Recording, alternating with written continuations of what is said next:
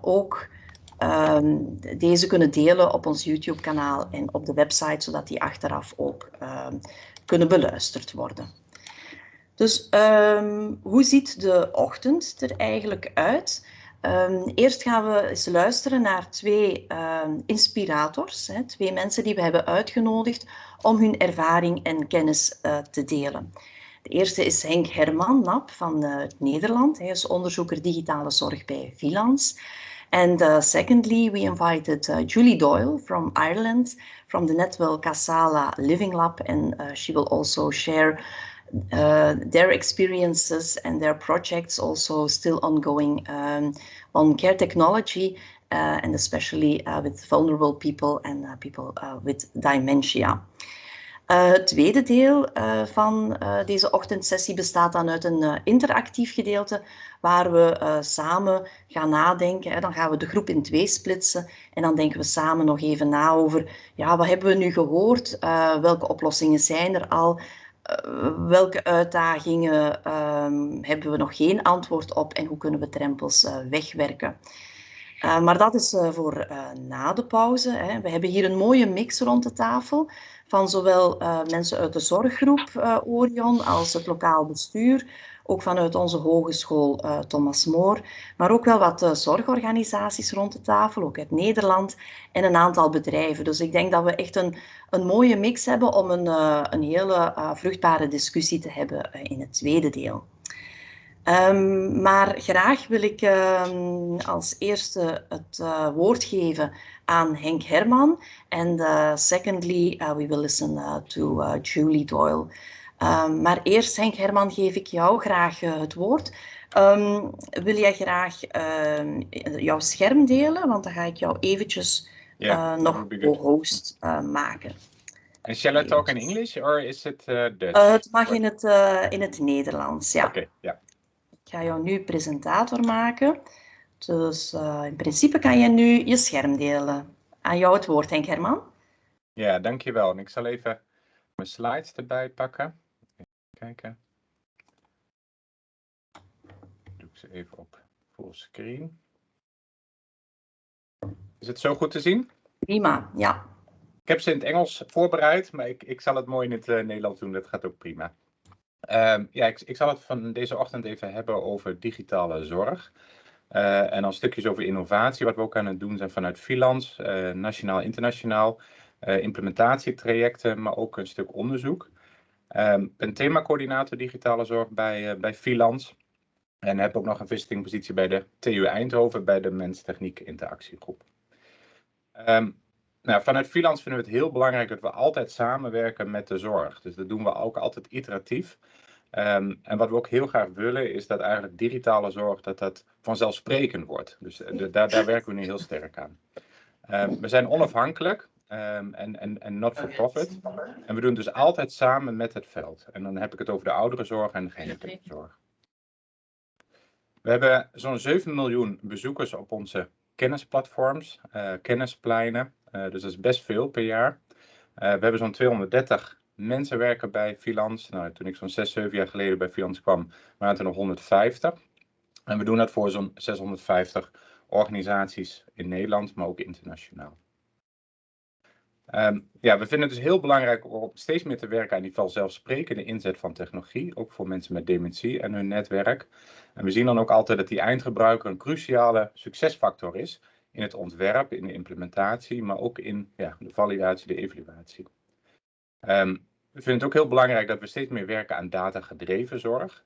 En dat we ook verantwoord innoveren. Dus dat we bezig zijn ook tijdens het proces van innovatie en ontwerp met wat die technologie gaat betekenen in het leven van mensen. Op het moment dat je er eigenlijk niks meer aan kan doen. Hè? Als het eenmaal op de markt is, dan laat je het eigenlijk los. En wat kun je nou in zo'n co-design proces nog allemaal doen aan die technologie? En we vinden het heel belangrijk dat het altijd van toegevoegde waarde is. Dus dat het eigenlijk altijd waarde oplevert voor de eindgebruiker. Nou, je ziet een aantal modellen die we ook toepassen. Een honingraadmodel. Daar kan ik later eventueel ook nog een keer wat over zeggen. Maar ook hoe wij iteratief te werk gaan, altijd met die eindgebruikers. Nou, we doen zo'n 43 nationale en internationale projecten op digitale zorg. We doen grote nationale programma's. En rechts onderin zie je ook een aantal logootjes daarvan. waaronder de challenge verpleeghuizen waar we bij betrokken, innovatieimpuls in de gehandicaptenzorg. Anders werken in de zorg, een heel mooi traject ook binnen de verpleeghuiszorg. Ontstaan in West-Brabant, maar het wordt nu uiteindelijk ook een landelijke beweging. Als Vilans helpen we daar ook in het onderzoek en in het co-design, maar ook in de kennisdeling. Dus met name ook die kennisdelingsrol pakken we daar op. Nou, zo'n 40 Vilans-collega's die op digitale zorg werken. En heel belangrijk inderdaad, nogmaals, het iteratieve ontwerp, waardegedreven en ook datagedreven zorg. Hier zie je een iets uitgebreider model van het Honingraad-model. We werken eigenlijk altijd van een beetje zo linksbovenin naar rechts onderin. Het is heel belangrijk dat iteratieve ontwerp weer. Wensen, behoefteanalyses. We doen vaak zinvol uitproberen sessies. Ga je eerst kijken waar liggen nou de wensen, waar liggen de behoeften bij de doelgroepen. Ga dan kijken of de technologie is die kan voldoen aan die behoeften en die vragen. Dus echt een vraaggestuurde manier van innovatie. Dat doen we ook altijd in open innovatie, dus ook altijd met de ontwikkelaars, de zorgpartijen samen en met de onderzoekers. Nou, je ziet wel, als je een beetje naar rechts onderin gaat, het gaat echt ook van uitproberen, naar meer gebruikerstesten, validatietesten, tot uiteindelijk je eigenlijk ook het werk gaat transformeren. Hè? Dus technologie is natuurlijk een middel, het is iets wat we er niet zomaar bij doen. Het moet een integraal onderdeel worden van het zorgproces. Maar dat betekent ook dat het niet altijd voorspelbaar is wat je doet. Hè? Maar dat is ook mooi, want anders zou je ook geen innovatie hebben. En nogmaals, we vinden het heel belangrijk dat je dus werkt aan die waarden.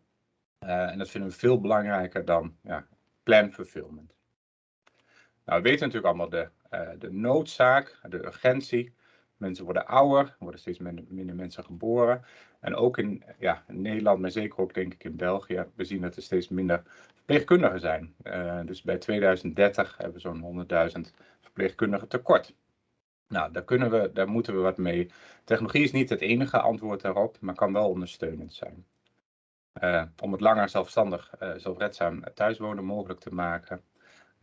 Maar ook om bijvoorbeeld de cliëntreis van mensen met dementie te kunnen ondersteunen. Om informele zorgers te ondersteunen, maar ook om die werkdruk te verlichten van de zorgprofessional. Als je dan kijkt naar zorgtechnologie in Nederland, de e-health, dan zien we wel natuurlijk nu ook in coronatijd dat het wel wat sneller gaat. Met name bijvoorbeeld ook het beeldbellen, appgebruik, maar toch zien we dat het nog steeds vrij langzaam gaat. Ik ben ook betrokken geweest bij de e-health monitor in Nederland. Ja, je ziet ook een aantal resultaten zo daar links. Het is gewoon nog steeds niet altijd plug and play. Het is heel lastig om te innoveren in het proces. Hè? Dus hoe doe je dat nou goed? Hoe leer je nou omgaan met die technologie? Hoe maak je dat een integraal onderdeel van je werkproces? Het is nog niet altijd duidelijk wat je nou precies met de technologie kan. Soms ervaren mensen ook nog niet voldoende meerwaarde. Dus vandaar ook dat het zo belangrijk is om altijd te werken aan die waardebepaling en ook technologie ontwikkelen naar meerwaarde. Als je nou kijkt naar mensen met dementie, we hebben een studie ook gedaan. Als je natuurlijk bezig gaat met de ontwikkeling, wil je heel graag dat mensen iteratief betrokken zijn. Ook in de verschillende fasen van technologieontwikkeling. Nou, hier zie je van pre-design tot helemaal post-design. Nou, generatief is echt die ontwikkelfase, evaluatieve fase. Wat we gevonden hebben is eigenlijk, als je kijkt naar alle literatuur, is dat mensen met dementie met name betrokken worden in fase 2 en 3. En niet zozeer in 1 en 4. Nou, dat is wel een belangrijk, want eigenlijk ook in 1, waar je dus heel erg bezig gaat van waar liggen behoeftes, wensen. Natuurlijk is dat heel moeilijk met mensen met dementie, maar het kan wel. Probeer ook hen meer te betrekken in die andere 2 fasen. Nou, we zijn ook bezig met methodes om dat goed te doen. Bij Vilans hebben we een mooie infographic gemaakt over allerlei technologie die ondersteunend kan zijn voor mensen met dementie, hun naasten en ook voor de zorgprofessional. En hier zie je het even over geplaceerd over de verschillende fasen van dementie. En ik zal zo een aantal voorbeelden geven van op het onderzoek wat we gedaan hebben naar deze technologie. Nou, je ziet het al, hè, sociale robotica, medicijndispensers. Medicijndispensers hebben trouwens ook een business case op gemaakt. Maar ook bijvoorbeeld leefstijlmonitoring, GPS en personal alarm systems. Dus verschillende technologieën die ondersteunend kunnen zijn over eigenlijk de cliëntreis. Nou, de eerste die ik even meeneem, waar we eigenlijk al best wel heel lang onderzoek naar doen, is leefstijlmonitoring. Nou, je ziet hier even de kastjes, zeg maar. Dus het zijn PIR-sensoren, passieve infraroodsensoren. Nou, die reageren op een verschil in infrarood licht. Nou, wij als mensen stralen infrarood licht, warmte uit. En dan kan zo'n kastje een signaaltje geven. Je ziet ook bijvoorbeeld een deursensor. Maar waarom is dat nou relevant? Nou, je kunt de leefstijl in kaart gaan brengen. En wat het systeem eigenlijk doet, is dat het over een periode van zo'n 2 weken gaat hij eerst kijken wat is nou het normale leefpatroon. En over de tijd gaat hij eigenlijk steeds weer vergelijken van hoe is het leefpatroon nu. En mochten er afwijkingen zijn, dan kun je een signaaltje krijgen. Nou, meestal gaat het in de vorm van een stoplichtsysteem. Dus in principe groen, er is niks aan de hand. Dus normale activiteit in de keuken of misschien in de woonkamer. En naar buiten, et cetera. Oranje, er is wellicht wat aan de hand. En rood, er is echt een grote afwijking daarop. Nou, en zo kun je dus de leefstijl in kaart brengen.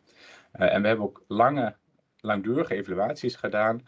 En een van de mooie uitkomsten was ook dat je eigenlijk ziet dat de ervaren stress voor de mantelzorger afneemt over de tijd. Wat we ook gevonden hebben is dat het gesprek bijvoorbeeld tussen, in Nederland heb je case managers dementie, de zorgprofessionals, de wijkverpleegkundigen, maar ook de mantelzorg, dat het gesprek onderling verbetert.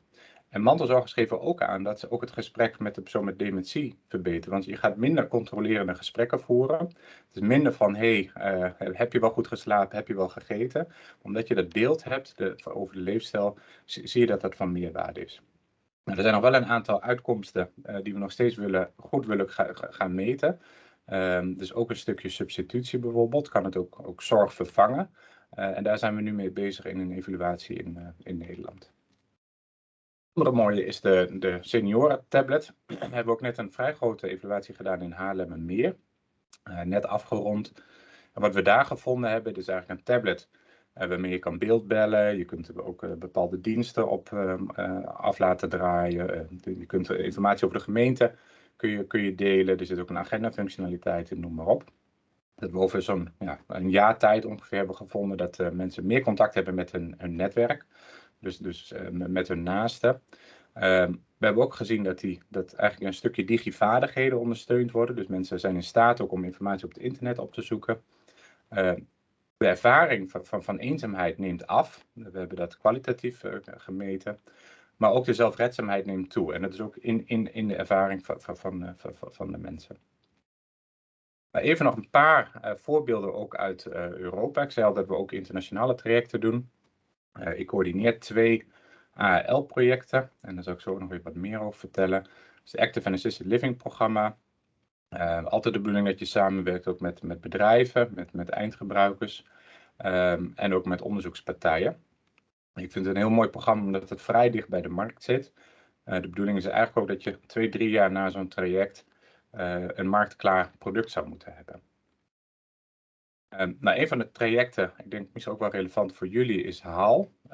Ook hier werken we weer aan technologieën voor mensen met dementie. Nou, je ziet hier een overzicht. Ik liet net al even die infographic zien. Nou, wat we gedaan hebben is eigenlijk allerlei bestaande technologieën geplot op die cliëntreis.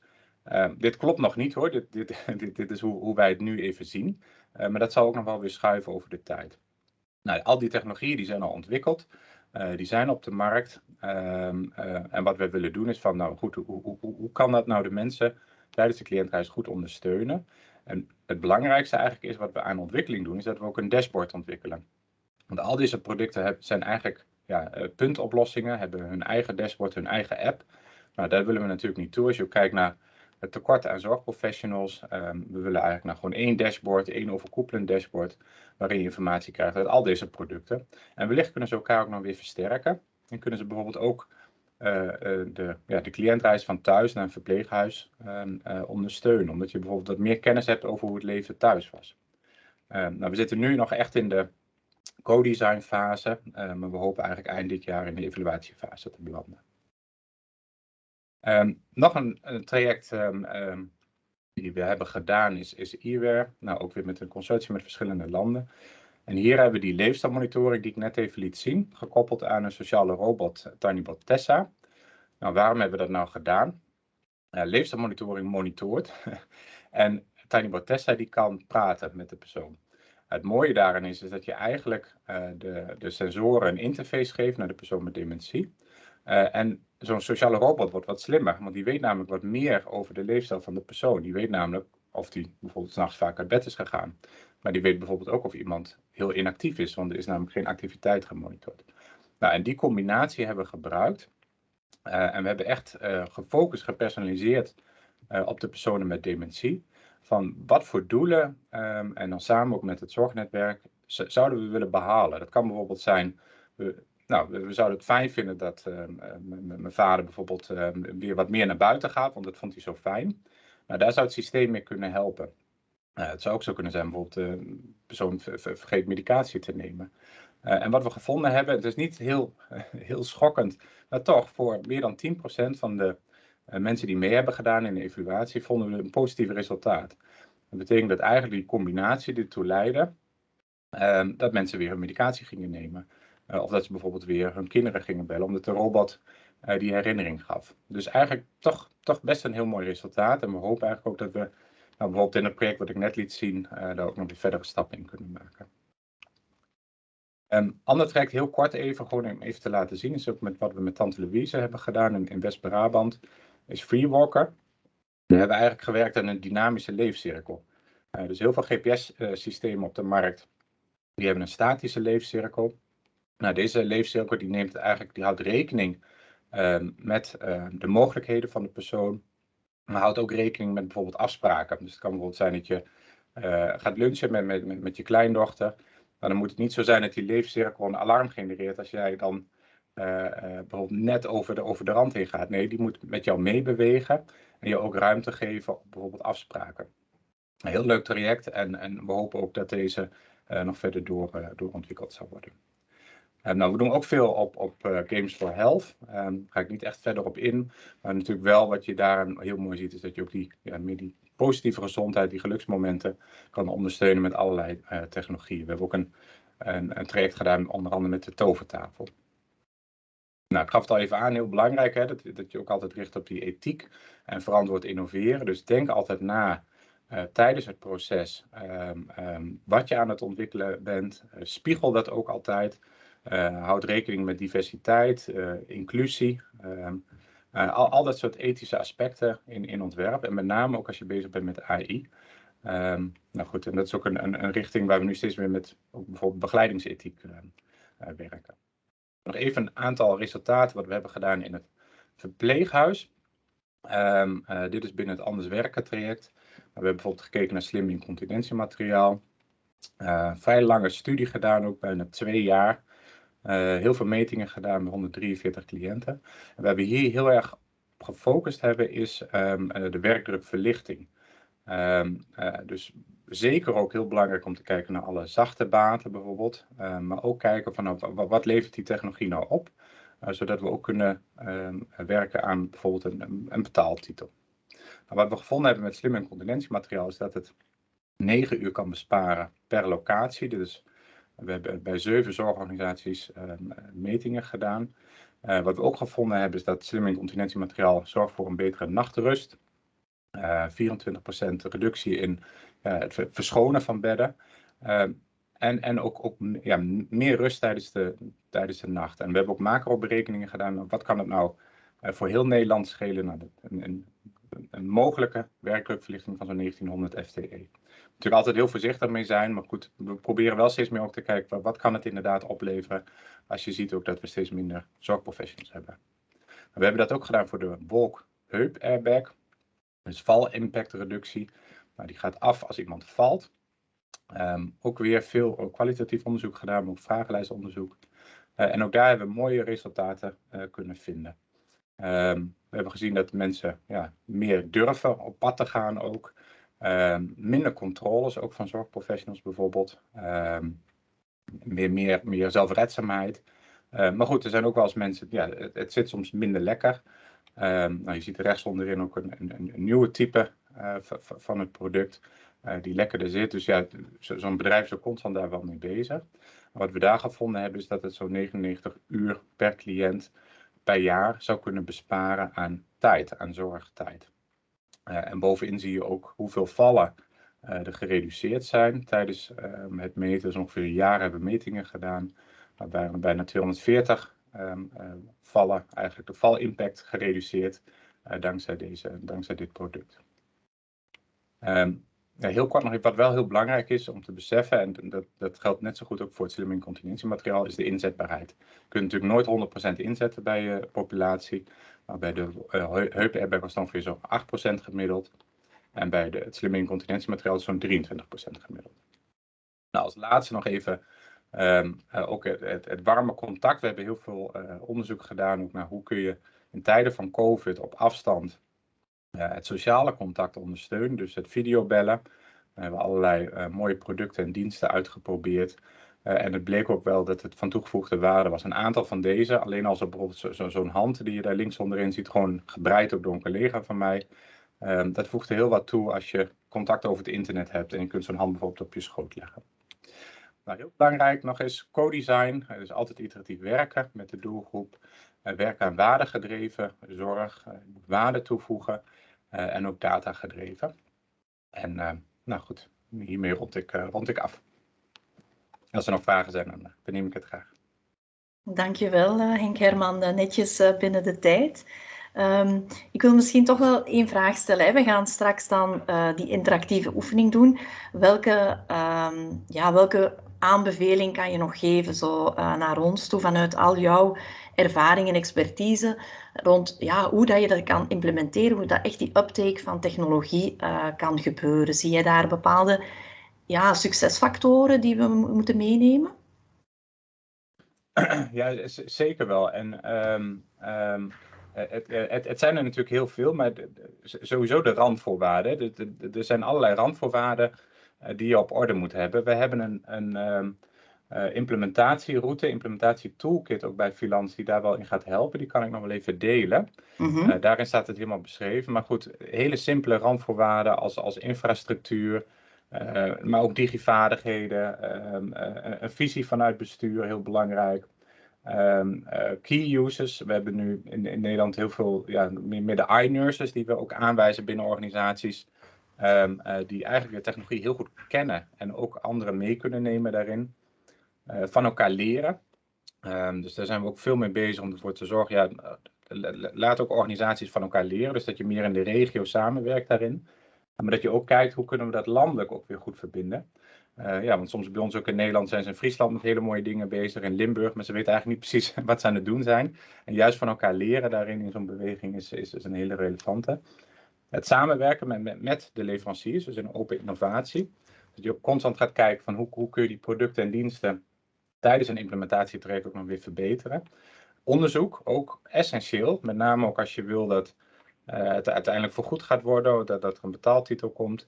Moet je ook kunnen laten zien dat het meerwaarde oplevert. Hè? En soms ook werkdruk verlicht, et cetera. Dus eigenlijk onderzoek en productie en samen met de zorg. En dat iteratief doen, dat is ook een hele belangrijke. Oké, goed, prima, dankjewel.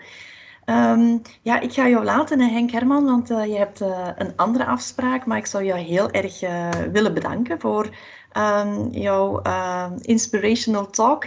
En als je die implementatieroute nog zou kunnen delen, dat zou heel fijn zijn. Dankjewel. Ik deel hem zo meteen even in de chat nog van deze. Oké, dankjewel. Ja, prima. Tot ziens, Henk Herman. So now I will address to Julie from Ireland. Julie, welcome to our morning session. I will make you co-host so you can share your screen. But perhaps you can already start introducing yourself. Sure, yes, yeah. So hi everybody, good morning. My name is Julie Doyle and I'm the director of the NetwellCASALA Research Centre for Aging. And we are based in Dundalk Institute of Technology in Ireland, in the northeast of Ireland. I think I can share. Yeah, you can share your screen now, yeah. Let me see, I just find which screen it's on.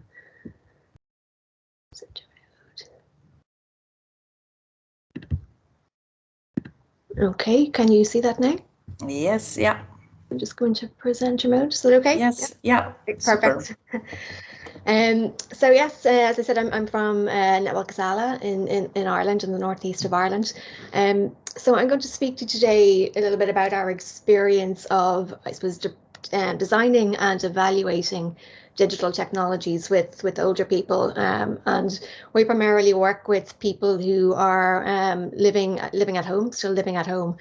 And our main goal is really to support older people in self-managing their health and well-being and designing technologies to support that. So a little bit about our centre. As Lee mentioned earlier, we are also a living lab. So we're very much an applied research centre. We're very multidisciplinary. My background is in human-computer interaction and design and digital health. Apologies, I have a bit of a sore throat today. But the team also involves, we have like nurses on the team, we have physiotherapists, we have computer scientists, social scientists, psychologists. So we've a wide range of skill sets, I guess, looking at ageing research. We work quite closely with our local health authorities, our local authorities, our NGOs, and as well as academic and industry partners across Europe and as well as in Ireland. So in terms of our ageing research, we have three main themes of research. As I mentioned, I lead the area of human-computer interaction and digital health. Dr. Una Jiggins leads a theme around wearables and sensors for human performance. And Lucia Carraher has a background in social policy. So I'll be talking mostly about, I suppose, the theme that I lead today. So to start, I wanted to give you an overview of the technology platform that we have developed over the years to support our research into digital health and ageing. And the platform really, it's called CAPI Sims. So it's an Internet of Things platform really, which basically means that we can deploy sensors into a person's home, whether it's some ambient sensors to look at movement around the home, or a digital blood pressure cuff, or something to measure blood glucose for somebody with diabetes. So we work with a lot of off-the-shelf commercial sensors. We don't develop any of those ourselves, but we've built a system that we can pull all of that data into our system, and then we design and we develop apps, applications for older people and for the people who care for them, to display this information back to them. So we've had a number of projects over the years, and our apps and our technologies are in the area of chronic condition management, falls prevention, wellness management, and more recently dementia as well, which I'll talk a little bit about at the end. So the system, I suppose we have a system that pulls in the data. We also have this system called Sims, and that allows us to manage users on trials. So if we have a trial starting and we have 100 older people on it, we can set them up with this system. We can assign certain sensors to them. We can see their data from those sensors coming in. We can personalize apps to them. So if they have diabetes and heart disease, we can add that information in here, and they will only see content in relation to those conditions. So it's a personalization engine as well as the apps. And then in terms of the apps, similar to what Henk was talking about, we're very much focused on a co-design approach. So all of our technologies and applications have been designed from the outset with older people and with those who care for them. So that would be a very strong element of our work. So, as I said, we've been involved in a number of projects over the years. Given that we have a short time, I thought I'd primarily focus on one that's been sort of a recent project that finished late 2019, as there's some good findings from that to show how people engage with this type of technology. So this project was called ProAct, and it was funded by under the Horizon 2020 programme. And ProAct really was focused on, I suppose, designing a digital health platform for older people with multiple chronic conditions. So a lot of the research in digital health is around looking at, single diseases, but realistically, older people, have multiple conditions as they age, and we wanted one platform to support management of all those conditions and health issues. So there are around 50 million people in Europe with multiple chronic conditions, and so it's high prevalence rates, and it's a very high cost to healthcare systems in Europe as well.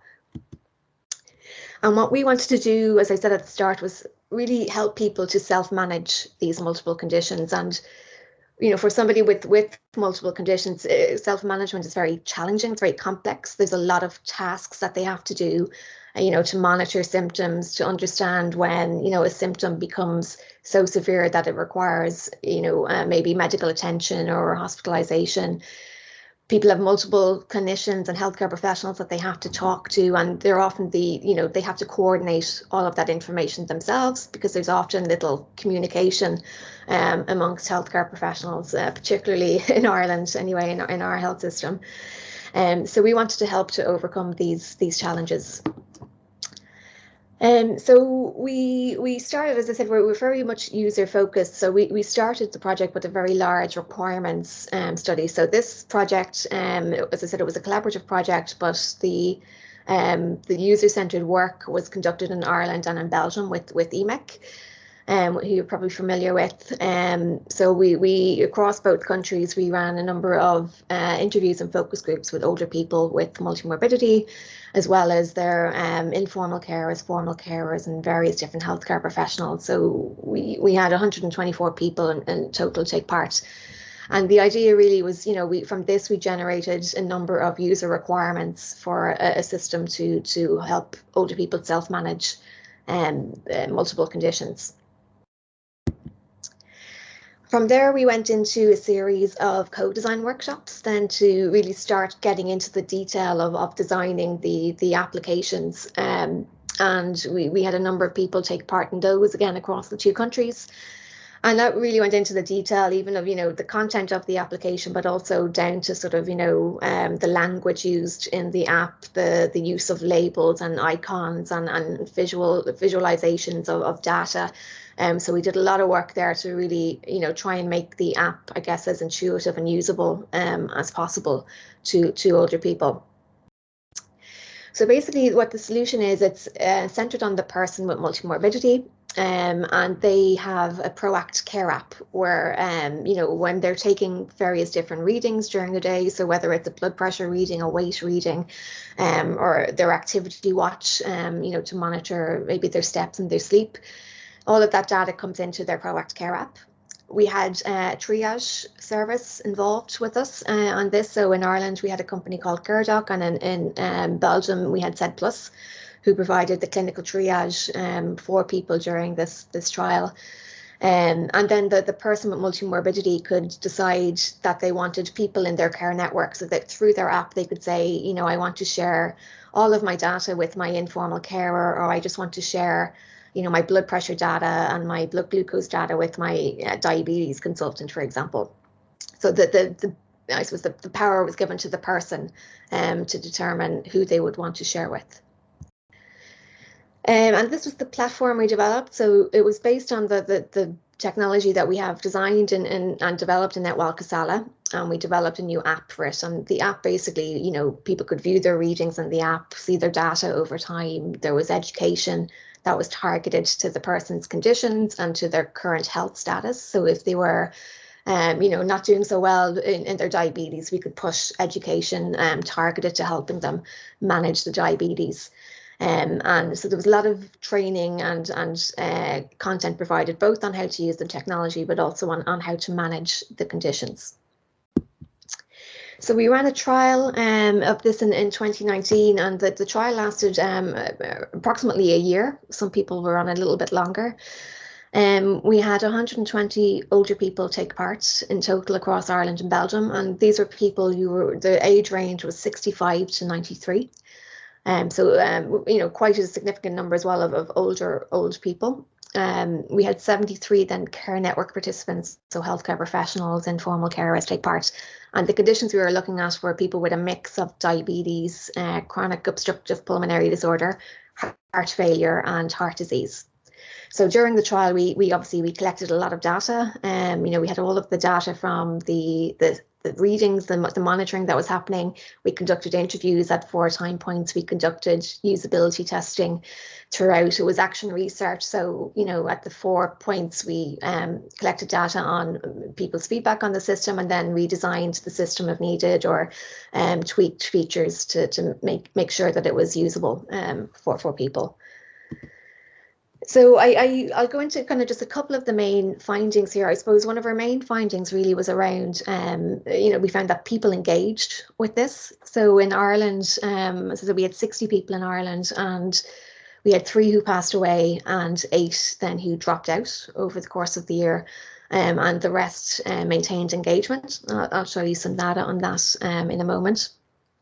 We found that the person with multimorbidity reported increasing and improving their quality of their self-management over time. So prior to the trial, people weren't self-managing. They weren't using digital technologies, and they didn't really know much about their condition. So that improved over time with both with the technology, but also with the support of the triage nurses, providing additional education and encouragement.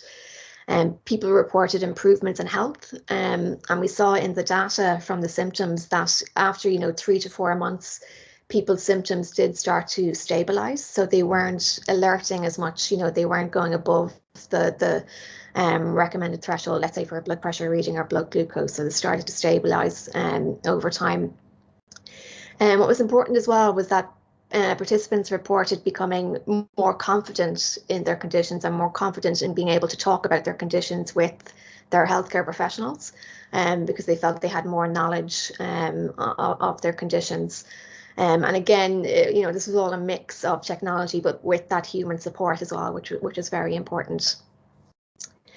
So there is, we do have a paper on some of the key findings from the trial that was published late last year, if anybody's interested in learning more.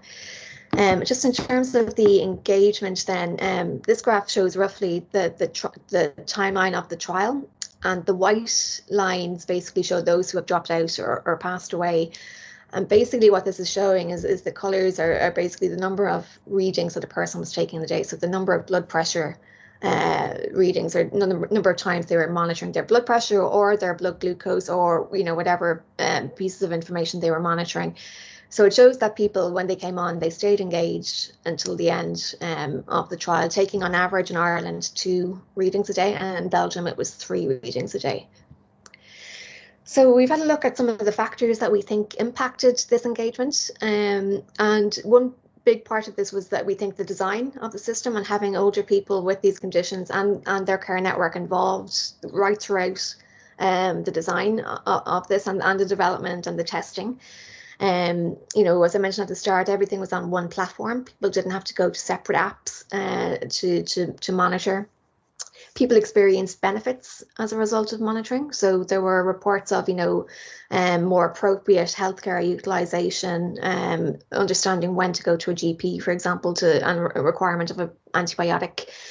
Technical support, we did provide technical support when needed, and there was quite a bit of technical support required, particularly at the start, as you might expect with people who are not familiar with this type of technology. So that was an important service to have as well as the clinical oversight then by the nurses.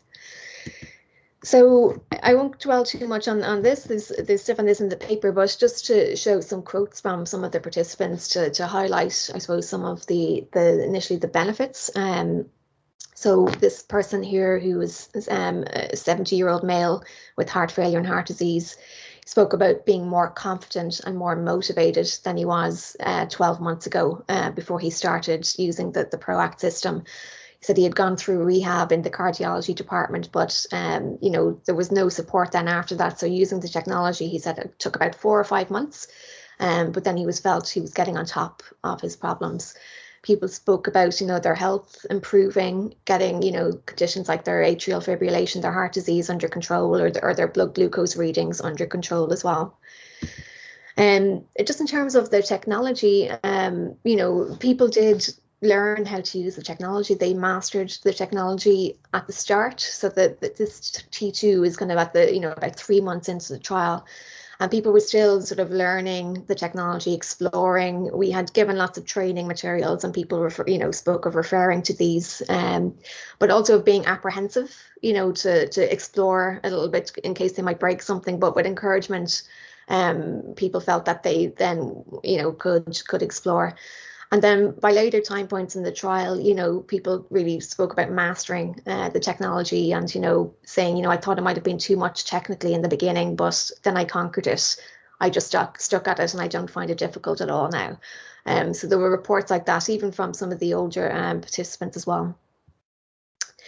So just to quickly give you sort of a quick case study of one particular participant. So we'll call her June, and June was 74 and had COPD and diabetes. And at the start of the trial, June was her most acute condition. It was the COPD. She had a lot of trouble with her COPD and was on oxygen for breathing. And she thought her diabetes was fine. She didn't do anything to monitor her diabetes or to look after her diabetes.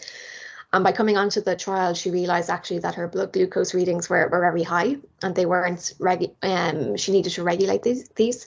So through the technology and through the triage nurses, she monitored those over time and got those readings down over time, as you can see on the top left graph.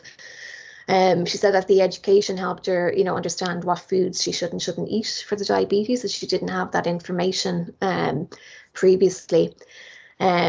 She said one of the key things for her was basically with her COPD. She said every time that her breathing would start to get difficult, before she would have gone straight to the GP because she would have become very fearful because of her breathing. But she said through seeing the data, she kind of knew when it was bad enough to go and seek medical attention. And she also managed to increase her daily step count. So she had COPD. She was very, you know, she wasn't very mobile, but you can see from the graph that, you know, on average, her step count started to go up gradually over the trial until she had a hospitalization in March of that year. So that was the ProAct project. I just want to briefly talk about now a new project that we have around dementia care. And this project only started pretty much last year, so it's quite at early stages at this point, but hopefully in a while we'll have more to share in terms of results with you. But the aim of this is to develop tools that assist in, so it's extending the period of healthy and independent living for people with early stage dementia and maintaining their quality of life during this period. So I think Henk did a great, he showed lots of different types of technology for dementia. And you know, so there is lots of stuff out there at the moment. What we're looking to do, you know, there is still sort of limited involvement of people with dementia and their informal carers in technology. And what we're particularly interested in is helping people to develop a personal plan for their independent living at home, and for the person with dementia and their carer to really be at the centre of this regarding making their plans.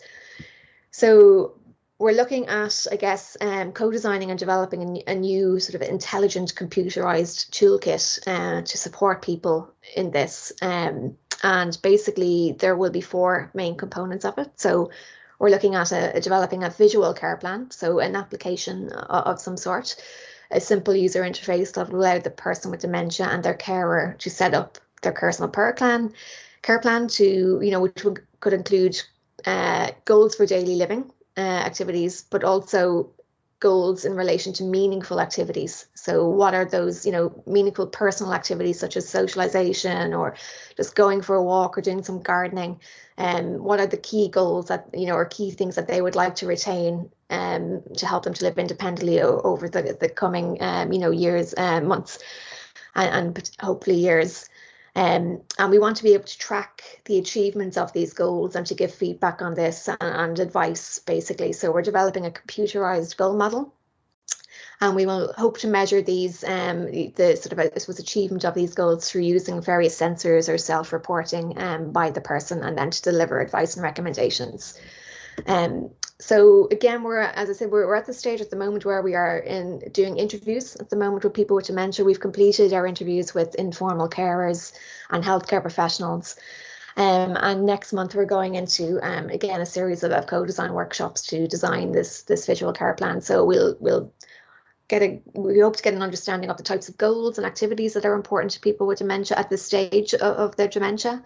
If there are any preferences they have for sensing devices, any issues around ethics and perceptions of privacy, We want to look at sort of the design of the care plan, and particularly for people with dementia, to understand, you know, what are the usability aspects that we need to consider here, and particularly what are the preferences for shared decision making of the data between the person and their care network. As I said, we'll look at, in terms of the goals that we want to look at, it will primarily be around, you know, the activities of daily living, which, as you're probably all aware, around bathing, dressing, toileting, the instrumental activities of daily living. And there's been quite a bit of research on, you know, technology to monitor these things. And as I said, what we're interested in bringing in really is the meaningful activities, and getting a better sense of those meaningful activities, and being able to help people track them. And if people come to a point where, for example, they can't continue with a particular activity, that we might be able to recommend another similar activity for them to complete. So yes, we hope to develop a sensor framework for this. So again, this will be based on our technology platform that we have built in NetwellCASALA, and adapting this for dementia and for people with dementia. Again, we want to kind of focus more on maybe the non-medical phenomena. So whereas with the PROACT project, a lot of it was around kind of, you know, monitoring symptoms, as well as some well-being parameters.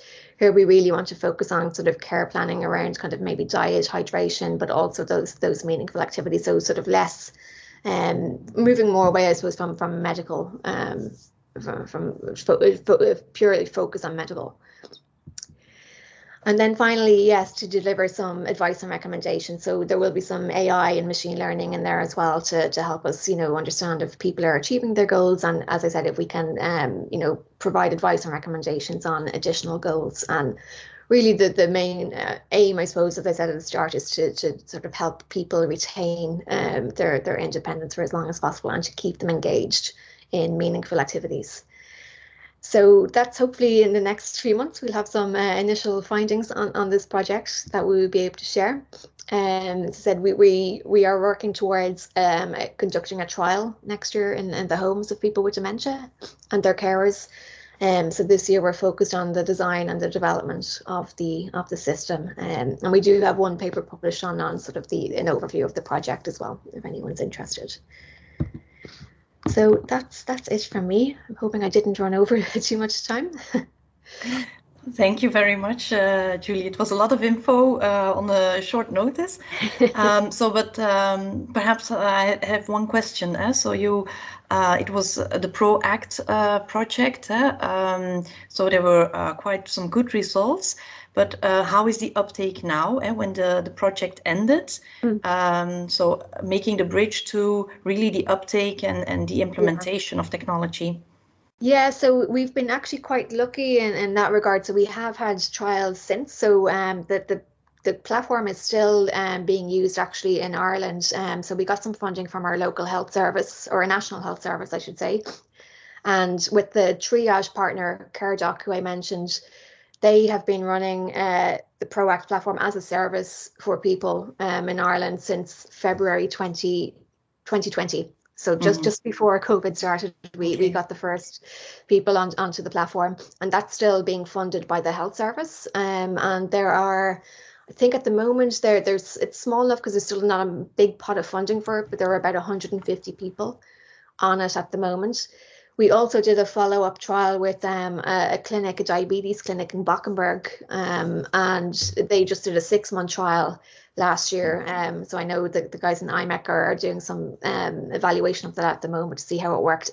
Again, that was the goal, was to basically give the platform to the service organization and let them deploy it and let them, you know, deal with the technology issues, and to see how it worked in the real world.